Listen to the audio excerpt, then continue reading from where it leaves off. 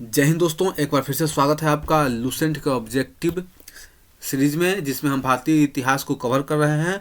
और इसमें हमारा ये जो टॉपिक है, इसमें हम धार्मिक आंदोलन को देखने वाले हैं, जिसमें हम बौद्ध धर्म और जैन धर्म से संबंधित प्रश्नों को देखेंगे। जिसमें मैंने प्रश्न संख्या 1 से लेकर प्रश्न संख्या 64 तक को शामिल किया है। तो चलिए बिना किसी देरी के सेशन को स्टार्ट करते हैं और देखते हैं एक एक करके सभी प्रश्नों को। सबसे पहला प्रश्न आज का है हमारा, जैन परंपरा के अनुसार जैन धर्म में कुल कितने तीर्थंकर हुए। ऑप्शन है हमारा ए 20, बी 22, सी 24 और डी 14। तो हम लोग का सही आंसर हो जाएगा सी 24। जैन परंपरा में अभी तक कुल मिलाकर 24 तीर्थंकर हुए। तो हम लोग का आंसर क्या हो जाएगा, सी बिल्कुल सही आंसर है।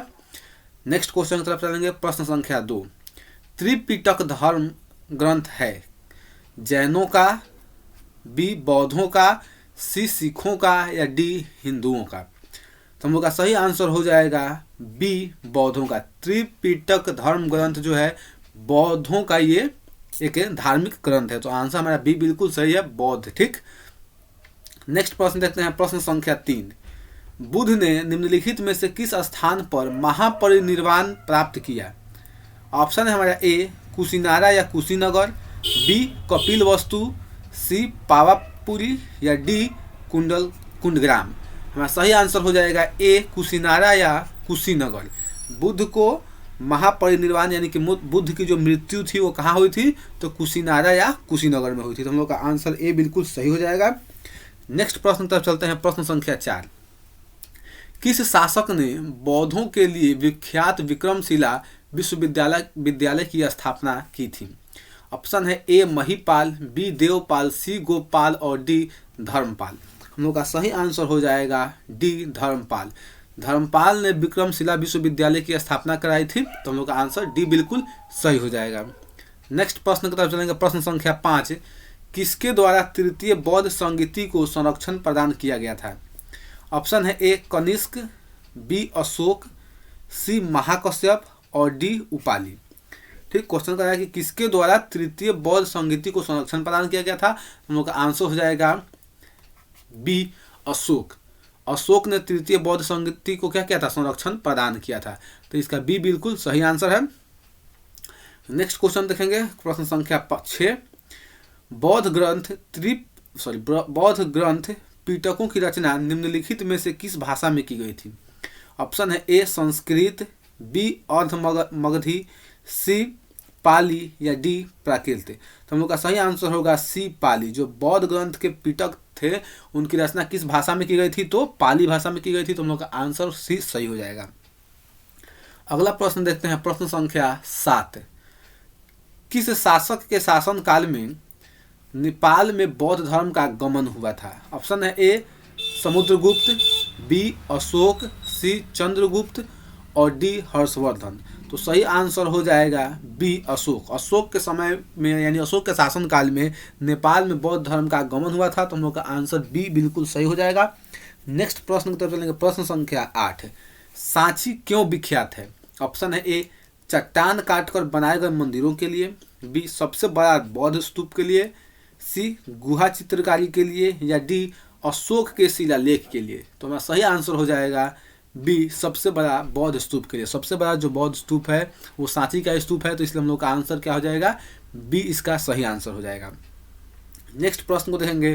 प्रश्न संख्या 9, महावीर स्वामी का जन्म किस क्षत्रिय गोत्र में हुआ था। ऑप्शन है ए शाक्य, बी जांत्रिक, सी सल्लास या डी लिच्छवी। सही आंसर हो जाएगा हम लोग का बी जांत्रिक। महावीर स्वामी का जन्म जो था जांत्रिक क्षत्रिय गोत्र में इनका हुआ था। तो हम लोग का आंसर बी इसका बिल्कुल सही हो जाएगा। नेक्स्ट प्रश्न देखेंगे। अगला प्रश्न, प्रश्न संख्या 10, महावीर की माता कौन थी। ऑप्शन है ए यशोदा, बी अनुज्या, सी त्रिशला या डी देवानंदी। तो हम लोग का सही आंसर हो जाएगा सी त्रिशला। महावीर स्वामी की माता का नाम क्या था, त्रिशला था। तो सी इसका सही आंसर हो जाएगा।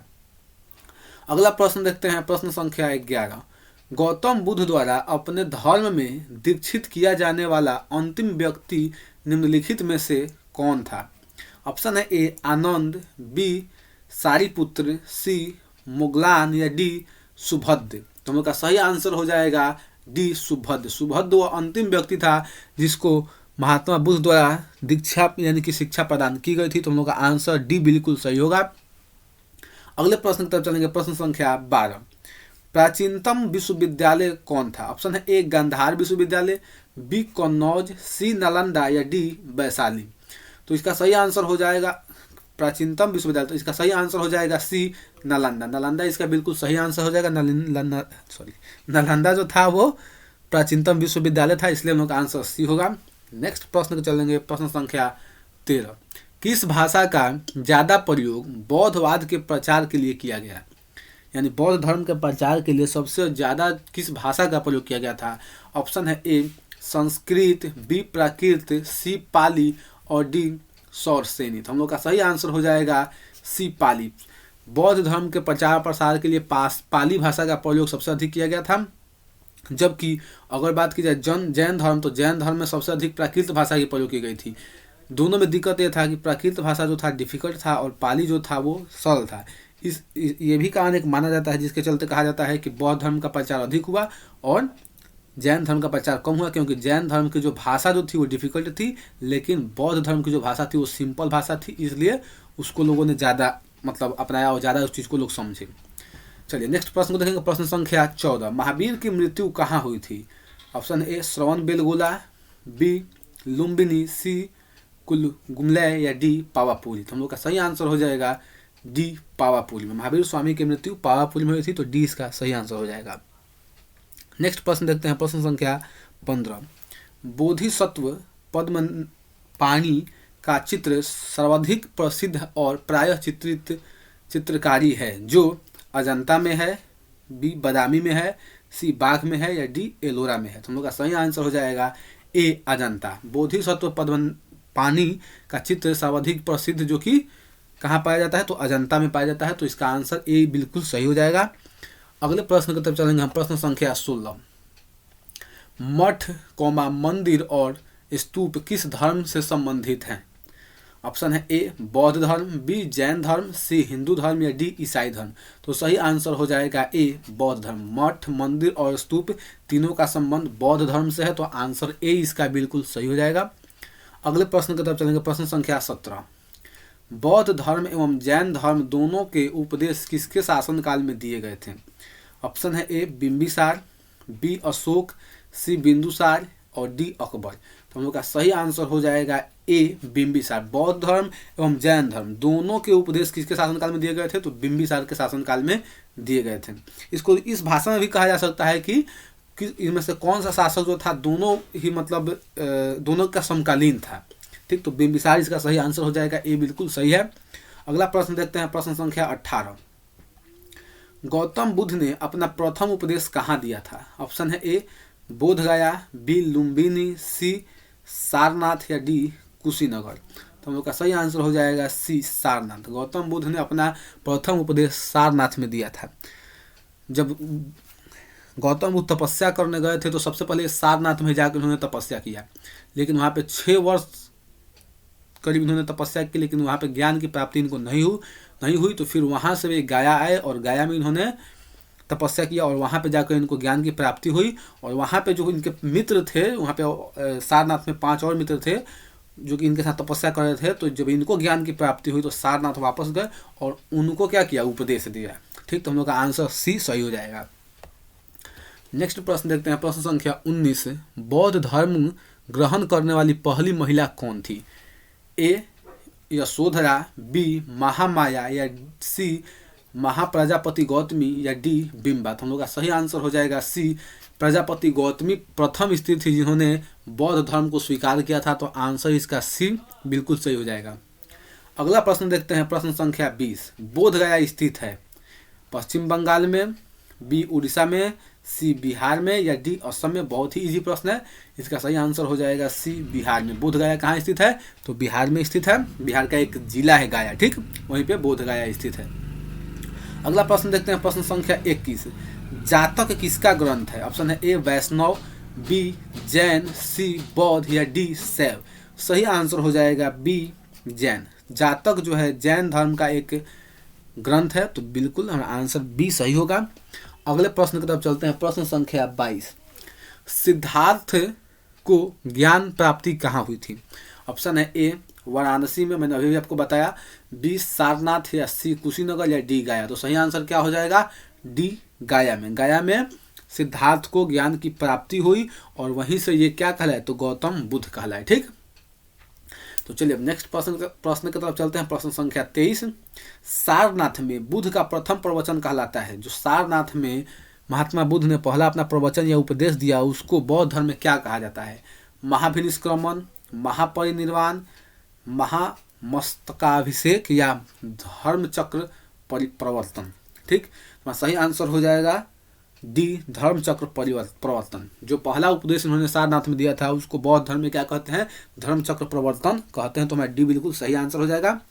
Now move to the next question, प्रश्न संख्या 24। बौद्ध धर्म ने समाज के निम्न वर्गों पर महत्वपूर्ण प्रभाव डाला। किन पर? व्यापारी और पुजारी पर, साहूकार और गुलाम पर, योद्धा और व्यवसायी पर, महिला और शूद्र पर। तो हम लोग का सही आंसर हो जाएगा डी महिला और शूद्र पर बौद्ध धर्म ने काफी अपना प्रभाव डाला। ठीक, तो हमारा आंसर डी बिल्कुल सही हो जाएगा। नेक्स्ट देखते हैं प्रश्न संख्या 25। बुद्ध के गृह त्याग का प्रतीक क्या है? ऑप्शन है ए घोड़ा, बी हाथी, सी बैल, या डी भेंट। तो सही आंसर हो जाएगा ए घोड़ा। बुद्ध ने जो गृह त्याग किया उसको बौद्ध ग्रंथों में मतलब उसका प्रतीक घोड़ा को माना जाता है। तो ए इसका बिल्कुल सही आंसर हो जाएगा। अगला प्रश्न देखते हैं, प्रश्न संख्या 26। गौतम बुद्ध द्वारा भिक्षुणी संघ की स्थापना कहाँ की गई थी?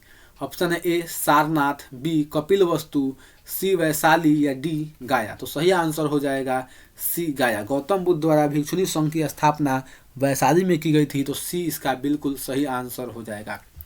नेक्स्ट प्रश्न की तरफ चलते हैं, प्रश्न संख्या 27। सर्वप्रथम शून्यवाद का प्रतिपादन करने वाला बौद्ध दार्शनिक का नाम है।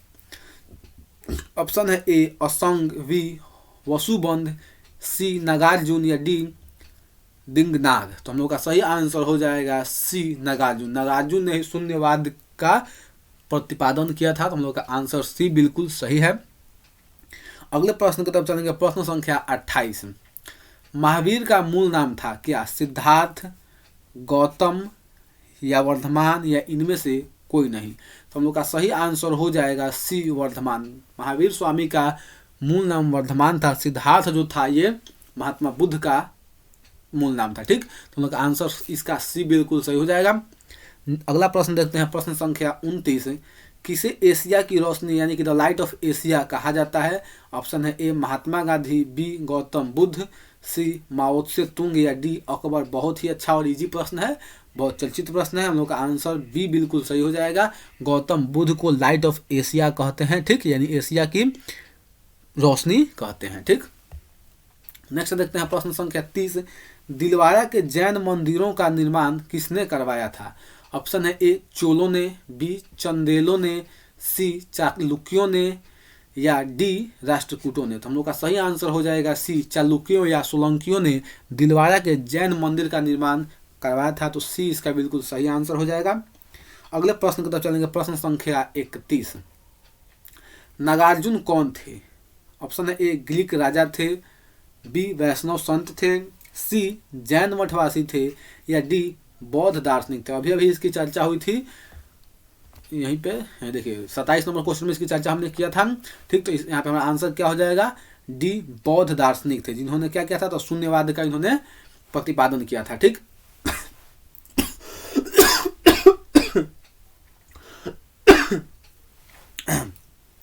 चलिए अगला प्रश्न देखते हैं, प्रश्न संख्या 22।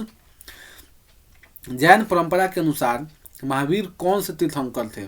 ऑप्शन है ए पहले, बी 10वें, सी 18वें, और डी 24वें। तो हम लोग का सही आंसर हो जाएगा डी 24वें। जैन परंपरा के अनुसार महावीर जो थे 24वें तीर्थंकर थे। आप बता दीजिए हमको कि पहले तीर्थंकर कौन थे। ठीक, अगर पता हो तो आप कमेंट में बता दीजिए कि पहले जो तीर्थंकर थे उनका नाम क्या था।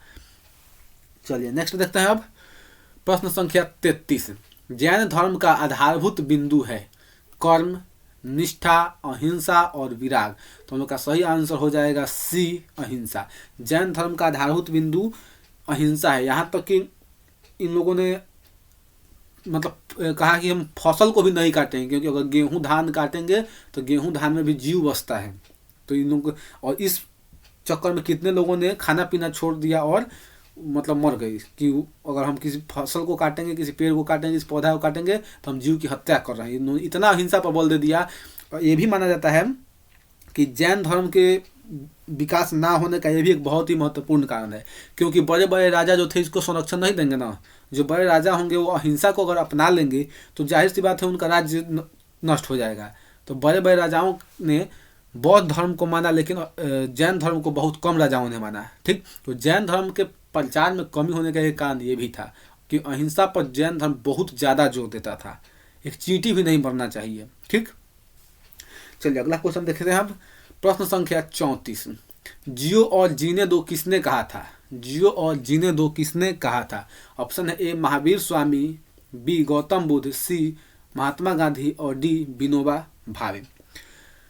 तो देखिए, कहने के लिए तो विनोबा भावे और गौतम बुद्ध को तो बारे में मैं नहीं जानता, लेकिन महात्मा गांधी ने भी कहा था। लेकिन महात्मा गांधी प्रभावित होकर बोले थे महावीर स्वामी से। महावीर स्वामी के कथनों को इन्होंने कहा था। तो इसका हमारा आंसर ए होगा, ना कि सी। हालांकि महात्मा गांधी ने भी कहा था। महात्मा गांधी का क्लास 12 का एक चैप्टर है इंडियन सिविलाइजेशन एंड कल्चर, उन्होंने इंग्लिश में है, तो उन्होंने उसमें महात्मा गांधी ने इस बात को कहा है कि ठीक कि जियो और जीने दो। लेकिन वो उनकी अपनी नहीं है, वो महावीर स्वामी से प्रेरित होकर उन्होंने बात कहा था। वैसे भी जब हम चैप्टर महावीर स्वामी की पढ़ रहे हैं और तो वहीं से नहीं आंसर देंगे। ठीक, तो इसलिए हम लोग का आंसर ए हो जाएगा। महावीर स्वामी ने कहा था जियो और जीने दो। नेक्स्ट देखते हैं प्रश्न संख्या 35, तीर्थंकरों के क्रम में अंतिम कौन थे? तो चूंकि जैन तीर्थंकरों की संख्या कितनी थी? 24 थी। अंतिम 24वें कौन थे? तो महावीर स्वामी। तो जाहिर सी बात है कि अंतिम कौन होंगे? महावीर स्वामी ही होंगे। तो इसलिए हम लोग का आंसर क्या हो जाएगा? डी इसका सही आंसर हो जाएगा। महावीर स्वामी जो थे तीर्थंकरों में अंतिम तीर्थंकर थे। अगला प्रश्न देखते हैं, प्रश्न संख्या 36, जैन धर्म में पूर्ण ज्ञान के लिए क्या शब्द है? यानी कि जैन धर्म में ज्ञान प्राप्ति को क्या कहते हैं? ये भी कह सकते, ऐसा भी हम क्वेश्चन कह सकते हैं। ऑप्शन है ए जीन, बी रत्न, सी कैवल्य या डी निर्वाण। तो हम लोग का सही आंसर हो जाएगा सी कैवल्य। जैन धर्म में ज्ञान प्राप्ति को कैवल्य कहते थे। तो हम लोग का आंसर सी बिल्कुल सही हो जाएगा। अगला प्रश्न देखते हैं, प्रश्न संख्या 37, महावीर स्वामी का जन्म कहाँ हुआ था? ऑप्शन है ए कुंडग्राम, बी पाटलिपुत्र, सी मगध और डी वैशाली।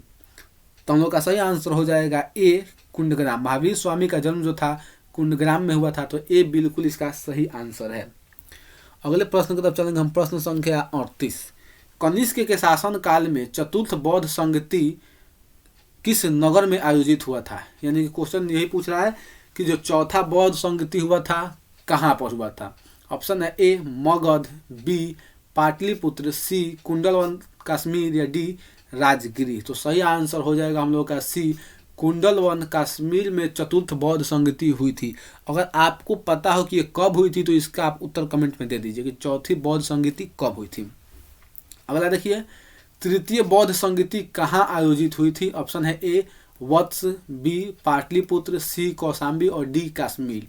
तो सही आंसर हो जाएगा इसका बी पाटलिपुत्र। तृतीय बौद्ध संगति का आयोजन पाटलिपुत्र में हुआ था। इसका भी अगर आपको पता हो कि कब हुआ था तो आंसर दे दीजिए, और उस समय किसके शासन काल में हुआ था। इन दोनों का आप आंसर दे दीजिए, कब हुआ था और किसके शासन काल में हुआ था। तृतीय बौद्ध संगति हुआ तो कहाँ था? पाटलिपुत्र में। ये तो मैंने आपको बता दिया।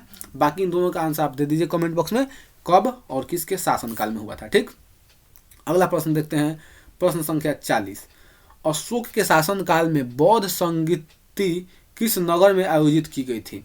ऑप्शन है ए मगध, बी पाटलिपुत्र, सी समस्तीपुर और डी राजगिरी। तो लीजिए, जो ऊपर मैंने क्वेश्चन पूछा था उसका आंसर तो यहीं पे मिल गया।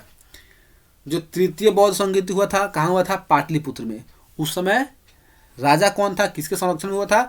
तो अशोक के। तो यहाँ पे हम लोग का आंसर क्या हो जाएगा? पाटलिपुत्र। यानी कि अशोक के शासन काल में जो बौद्ध संगति हुआ था, जो कि तृतीय बौद्ध संगति था, वो कहाँ हुआ था? तो पाटलिपुत्र में हुआ था। बच गया इसका कि कब हुआ था, उसका आप आंसर कमेंट बॉक्स में दीजिए।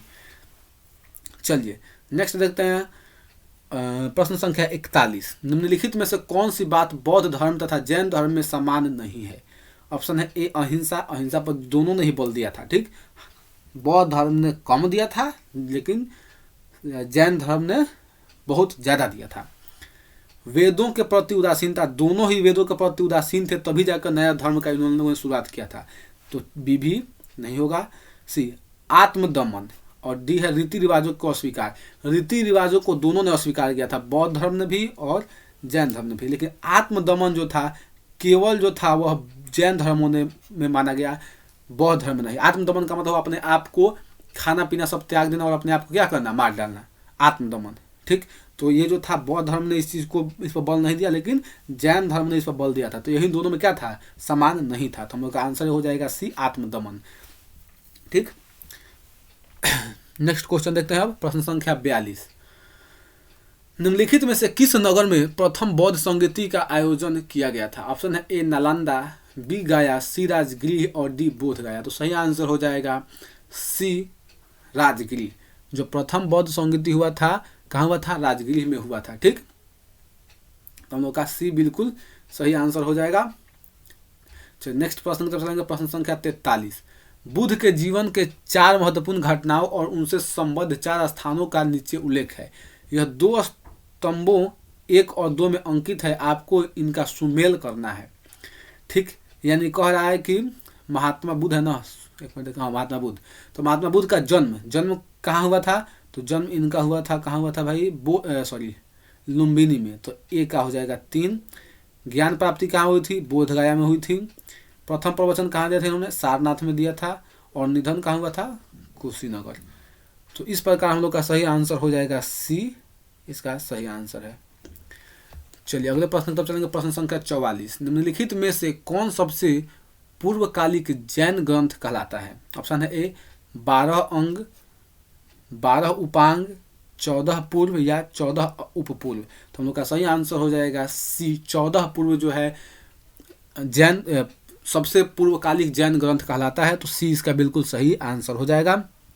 नेक्स्ट प्रश्न को देखते हैं, प्रश्न संख्या 45, आजीवक संप्रदाय के संस्थापक कौन थे? ऑप्शन है ए उपाली, बी आनंद, सी स्थूलभद्र या डी मोगलीपोतिस गोसाल। तो हम लोग का सही आंसर हो जाएगा डी मोगलीपोतिस गोसाल जो थे ये आजीवक संप्रदाय के संस्थापक थे, तो डी बिल्कुल सही आंसर है। अगला प्रश्न देखते हैं, प्रश्न संख्या 46, भागवत संप्रदाय के विकास में किसका योगदान अत्यधिक था? पार्थियन, हिंद यूनानी, कुषाण या गुप्त। तो सही आंसर हो जाएगा बी हिंद यूनानी। भागवत संप्रदाय के विकास में हिंद यूनानियों का बहुत ही ज़्यादा योगदान था, तो इसका आंसर बी हो जाएगा। अगले प्रश्न की तरफ चलते हैं, प्रश्न संख्या 47, भगवान महावीर का प्रथम शिष्य कौन था? ऑप्शन है ए जमाली, बी यशूद, सी विपिन और डी प्रभास। तो हम लोग का सही आंसर हो जाएगा ए जमाली। भगवान महावीर का प्रथम शिष्य कौन था? जमाली। जमाली कौन था? तो इनका दामाद था, ठीक। ये तो आपको पता है। आप कमेंट में ये बताइए कि जमाली की पत्नी यानी कि भगवान महावीर की बेटी का क्या नाम था? इसका आप आंसर कमेंट बॉक्स में दीजिए। आगे देखिए, प्रश्न संख्या 48, त्रिरत्न सिद्धांत, सम्यक धारणा, सम्यक चरित्र, सम्यक ज्ञान, जिस धर्म की महिमा है वह कौन सा धर्म है? ऑप्शन है ए बौद्ध धर्म, बी ईसाई धर्म, सी जैन धर्म या डी इनमें से कोई नहीं। हम लोग का सही आंसर हो जाएगा जैन धर्म। सम्यक ज्ञान, सम्यक आचरण, सम्यक चरित्र जो था जैन धर्म के त्रिरत्न सिद्धांत थे, तो हमारा आंसर हो जाएगा सी। अगले प्रश्न की तरफ चलते हैं, प्रश्न संख्या 49, 2 कथन दिए गए हैं, कथन ए और कथन आर। कथन ए कह रहा है कुशीनगर मल गणराज्य की राजधानी थी, बिल्कुल सही है। महात्मा बुद्ध का महापरिनिर्वाण कुशीनगर में हुआ था, ये भी सही है। तो देखिए ए और आर दोनों सही हैं, लेकिन आर ए की व्याख्या नहीं करता है, तो हम लोग का आंसर बी सही हो जाएगा। सही तो दोनों है, लेकिन दोनों में कुछ रिलेशन मतलब व्याख्या कोई किसी का नहीं कर रहा है, तो इसलिए हम लोग का आंसर बी बिल्कुल सही हो जाएगा।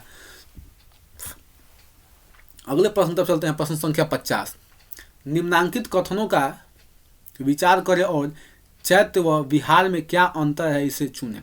यानी कि बताना है कि चैत्य में और विहार में क्या अंतर है। ऑप्शन 1 देखते हैं, विहार पूजा स्थल होता है जबकि चैत्य बौद्ध भिक्षुओं का निवास स्थान। बी, चैत्य पूजा स्थल होता है जबकि विहार जो है निवास स्थान होता है। यही हम लोगों का सही आंसर हो जाएगा। चैत्य जो था पूजा स्थल होता था और विहार जो होता था वो भिक्षुओं का निवास स्थान होता था। तुम लोगों का आंसर बी बिल्कुल सही हो जाएगा। अगला प्रश्न देखते हैं, प्रश्न संख्या 51। निम्नलिखित में से कौन सा स्थल पार्श्वनाथ से संबद्ध होने के कारण जैन सिद्ध क्षेत्र माना जाता है? चंपा, पावा, सम्मेद शिखर या उज्जयंत। तुम लोग का सही आंसर हो जाएगा सम्मेद शिखर। सम्मेद शिखर का संबंध जो था पार्श्वनाथ से था, जो कि बौद्ध धर्म के 23वें तीर्थंकर थे और इन्हीं के नाम पर इस का नाम पार्श्वनाथ की चोटी रख दिया गया है। ठीक, तुम लोग का आंसर सी बिल्कुल सही हो जाएगा। अगला प्रश्न देखते हैं, प्रश्न संख्या 52। बुद्ध की मृत्यु के बाद प्रथम बौद्ध संगीति की अध्यक्षता किसने की थी?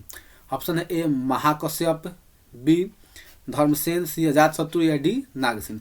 आसान भाषा में क्वेश्चन यही पूछ रहा है कि प्रथम जो बौद्ध संगीति हुई थी उसकी अध्यक्षता किसने किया था? तो हम लोग का आंसर हो जाएगा ए महाकश्यप। हम लोग का आंसर क्या हो जाएगा? ए महाकश्यप सही आंसर हो जाएगा।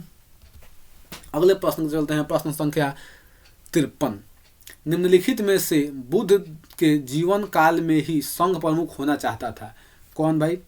Option A Devadatta, B Mahakashyapa, C Upali या डी आनंद। तो हम लोग का सही आंसर हो जाएगा ए देवदत्त। देवदत्त जो था महावीर स्वामी के रहते, महावीर स्वामी कह रहे हैं, महात्मा बुद्ध के रहते ही वह क्या चाहता था? संघ का प्रमुख बनना चाहता था। तो हम लोग का आंसर हो जाएगा ए देवदत्त। ठीक, अगला देखते हैं, प्रश्न संख्या 54। हेलियोडोरस का वेशनगर अभिलेख संदर्भित है संकर्षण तथा वासुदेव से, संकर्षण तथा प्रद्युम्न से, संकर्षण प्रद्युम्न तथा वासुदेव से या केवल वासुदेव से। तो हम लोग का सही आंसर हो जाएगा डी केवल वासुदेव से। हेलियोडोरस का जो वेशनगर अभिलेख था उसमें उसका संबंध केवल वासुदेव से था। तो हम लोग का आंसर डी बिल्कुल सही हो जाएगा। अगला प्रश्न देखते हैं, प्रश्न संख्या 55। बौद्ध धर्म के विषय में कौन से कथन सही हैं? ऑप्शन है ए उसने वर्ण एवं जाति को अस्वीकार नहीं किया। ऑप्शन है दूसरा, उसने ब्राह्मण वर्ग की सर्वोच्च सामाजिक कोटि की चुनौती दी। तीसरा, उसने कुछेक शिल्पों को हीन माना। तो हम लोग का आंसर हो जाएगा सी 1, 2 और 3। तीनों जो है कथन सही है। हम लोग का आंसर सी बिल्कुल सही हो जाएगा। अगले प्रश्न की तरफ चलते हैं, प्रश्न संख्या 56। वासुदेव कृष्ण की पूजा सर्वप्रथम किसने की थी? ऑप्शन ए सातवतों ने, वैदिक आर्यों ने, तमिलों ने या अभीरों ने। तो हम लोग का सही आंसर हो जाएगा ए सातवतों ने वासुदेव कृष्ण की पूजा सर्वप्रथम की थी। तो हम लोग का आंसर ए बिल्कुल सही हो जाएगा। अगला प्रश्न देखते हैं, प्रश्न संख्या 57। निम्नलिखित 4 स्थानों में हुई बौद्ध संगीतियों का सही कालानुक्रम नीचे दिए हुए हैं कूट से ज्ञात करें। 1 में दिया है वैशाली, 2 में दिया है राजगृह, 3 में दिया है कुंडलवन और 4 में दिया है पाटलिपुत्र। तो सबसे पहला जो बौद्ध संगीति हुआ था वो कहाँ हुआ था? राजगृह में हुआ था, यानी कि ऑप्शन ये वाला पहले हो जाएगा, यानी कि ये नहीं होगा, ये नहीं होगा। ठीक, दूसरा हुआ था वैशाली में, तो 2 के बाद 1 होगा, ये भी ठीक है, ये भी ठीक है। उसके बाद तीसरा हुआ था कहाँ पे? तो पाटलिपुत्र में, यानी कि 2 1 के बाद 4 होना चाहिए। हम लोग का आंसर डी बिल्कुल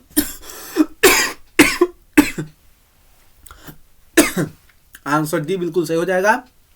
पहला राजगृह, दूसरा वैशाली, तीसरा पाटलिपुत्र और चौथा कुंडलवन। ठीक, चलिए अगला प्रश्न को देखते हैं, प्रश्न संख्या 58। गौतम बुद्ध ने अपनी मृत्यु के उपरांत बौद्ध संघ के नेतृत्व के लिए किसे नामित किया था? ऑप्शन है ए आनंद, बी महाकश्यप, सी उपाली या इनमें से किसी को नहीं। तो हम लोग का सही आंसर हो जाएगा डी किसी को नहीं। महात्मा बुद्ध ने किसी को बौद्ध संघ के नेतृत्व के लिए नामित नहीं किया था। हम लोग का आंसर डी हो जाएगा। अगला प्रश्न देखते हैं, प्रश्न संख्या, ये क्वेश्चन कहीं पूछा था क्या? हाँ, यूपी पीसीएस में पूछा था और उत्तराखंड पीसीएस में पूछा है क्वेश्चन, यानी कि अच्छा क्वेश्चन है। स्यादवाद सिद्धांत है, ऑप्शन है ए लोकायत धर्म का, शैव धर्म का, जैन धर्म का या वैष्णव धर्म का। हम लोग का सही आंसर हो जाएगा सी जैन धर्म का। स्यादवाद सिद्धांत जो है ये जैन धर्म का सिद्धांत है। तो ऑप्शन सी बिल्कुल सही है। अगला प्रश्न देखते हैं, प्रश्न संख्या 60। गौतम बुद्ध का जन्म कब हुआ था? ऑप्शन है ए 563 ईसा पूर्व, बी 558 ईसा पूर्व, सी 561 ईसा पूर्व या डी 544 ईसा पूर्व। सही आंसर हो जाएगा ए 563 ईसा पूर्व में गौतम बुद्ध का जन्म हुआ था, तो इसका ए बिल्कुल सही आंसर हो जाएगा। नेक्स्ट क्वेश्चन को देखते हैं, प्रश्न संख्या 61। बौद्ध शिक्षा का केंद्र था विक्रमशिला, वाराणसी, गिरनार या उज्जैन। तो सही आंसर हो जाएगा ए विक्रमशिला। विक्रमशिला विश्वविद्यालय जो था ये बौद्ध शिक्षा का केंद्र था। तो हम लोग का आंसर ए बिल्कुल सही है।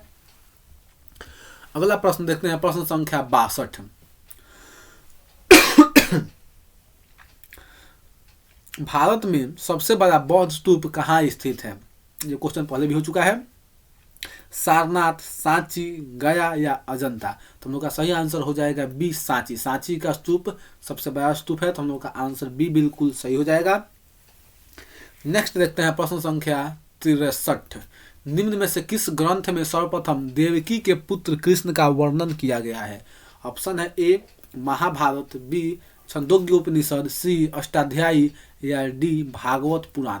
सही आंसर हो जाएगा बी छंदोग्य उपनिषद में पहली बार देवकी के पुत्र कृष्ण का वर्णन किया गया है। नेक्स्ट देखते हैं, और आज का अंतिम प्रश्न 64वां प्रश्न। जैन समुदाय में प्रथम विभाजन के श्वेतांबर संप्रदाय के संस्थापक कौन थे? यानी कि महावीर स्वामी के मृत्यु के बाद जैन धर्म जो था वो दो भागों में बट गया था, श्वेतांबर और दिगंबर। तो उसमें श्वेतांबर संप्रदाय के संस्थापक कौन थे, क्वेश्चन पूछा जा रहा है। ऑप्शन है ए स्थूलभद्र, बी भद्रबाहु, सी कालकाचार्य या डी देवर्षि क्षमा श्रमण। ठीक, तो हम लोग का सही आंसर हो जाएगा ए स्थूलभद्र। श्वेतांबर के संस्थापक थे स्थूलभद्र और दिगंबर के संस्थापक थे भद्रबाहु। ठीक, तो हम लोग का आंसर ए बिल्कुल सही हो जाएगा स्थूलभद्र। ठीक, तो दोस्तों ओवरऑल ये रहा आज का सेशन, जिसमें बौद्ध धर्म और जैन धर्म के भक्ति से संबंधित कुछ प्रश्नों को मैंने कराया। इसमें 128 टोटल प्रश्न थे, जिसमें मैंने 64 प्रश्नों का आज करा दिया। अगले वीडियो में बाकी बचे हुए 64 प्रश्नों को मैं कराऊंगा। आप जो लोग भी इस वीडियो में जुड़े, आप लोगों का बहुत बहुत धन्यवाद। और आप लोग अगर अच्छा लगा हो वीडियो तो वीडियो को लाइक कर दीजिएगा। ठीक, अगर मन करे शेयर करने का तो किसी अपने वैसे दोस्तों के पास शेयर कर दीजिएगा जो उसके लिए उपयोगी हो।